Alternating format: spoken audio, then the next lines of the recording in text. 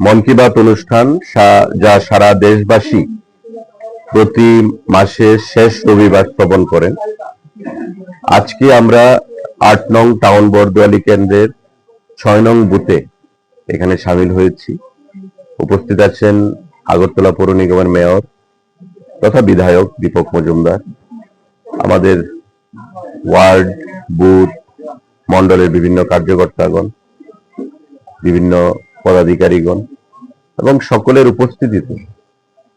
এই মন কি বাত অনুষ্ঠান আমরা প্রত্যেকে শ্রবণ করি।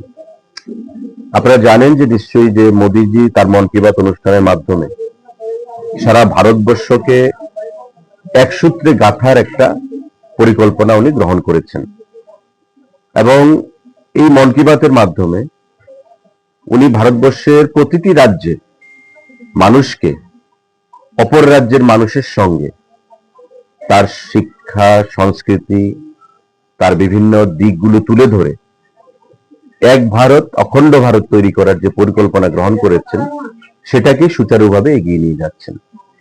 আজকের মন কি বাতে মোদিজি ইতিমধ্যে আমরা প্রত্যেকে বলে থাকি যে পৃথিবীর অন্যতম রাষ্ট্রনায়ক হিসেবে নিজেকে প্রতিষ্ঠিত করেছেন এবং তারই একটা প্রতিফলন আমরা দেখলাম গত কয়েকদিন আগে নতুন দিল্লির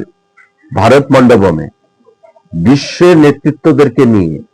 গ্লোবাল যারা লিডাররা রয়েছেন তাদেরকে নিয়ে এআই সামিট উনি আয়োজন করেছেন এবং এই যে আর্টিফিশিয়াল ইন্টেলিজেন্স, যা কৃত্রিম বুদ্ধিমত্তা হিসেবে আমরা যাকে বলি, এবং আগামী দিনে সমস্ত দিক থেকে উন্নয়নের নিরিখে